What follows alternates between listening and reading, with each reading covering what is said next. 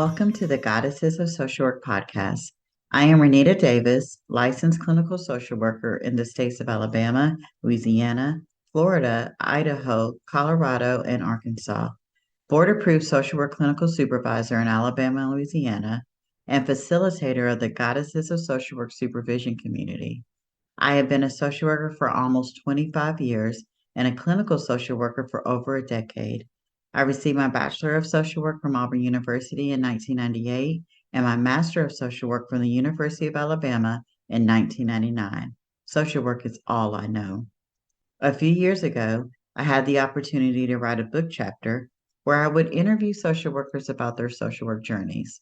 My own social work journey at the time had reached its pinnacle heights, but then the entire globe went on lockdown and everything changed. Since then, my social work journey has taken some much needed pivots.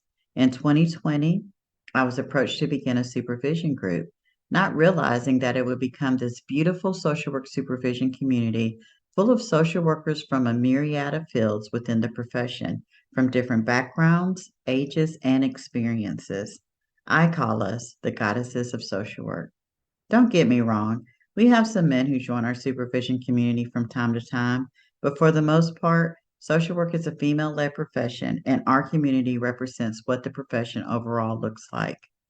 Although I have 2 decades of experience in this field, I have learned so much from these women and men working toward their clinical licensure. One of the most important lessons I have learned is that social work community is important.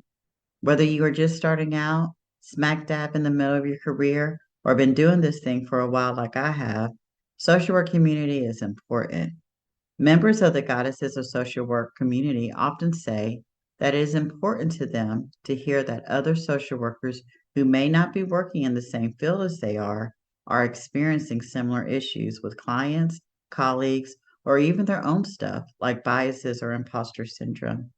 What I learned from the Goddesses was that hearing other social workers' stories was important to their own personal and social work professional development. So, recalling the opportunity that seemed to have been lost when the pandemic hit to write a book chapter interviewing social workers about their social work journeys, the inspiration to begin the Goddesses of Social Work podcast was created. The healing of being in community just felt too good to keep to ourselves, especially after witnessing those outside of our community attending the continuing education presentations that we offer say time and time again how much they resonated with the stories those in our community offer when they put on their presentations. Being in clinical supervision isn't for everyone. It takes time, effort, and money, and or it's not everyone's goal to pursue clinical licensure. That, however, should not negate the experience of community.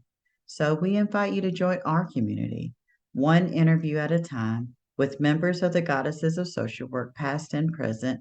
Listen to their stories, be inspired by their journeys, and know that you are not alone out here in this big old social work profession.